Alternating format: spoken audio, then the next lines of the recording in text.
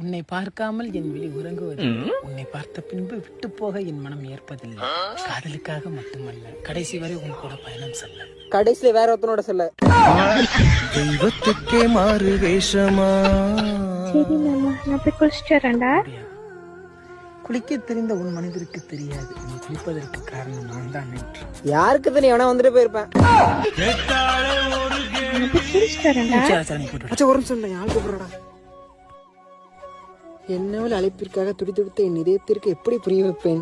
என்னவள் எவன் அழைப்பே தேடி போனாள் என்று. பாப்பா, காலத்திற்கும் குரலை கேட்டு நான் மயங்க வேண்டும். அதற்கு அவள் கலாரி ராயத்தில் பாட வேண்டும்.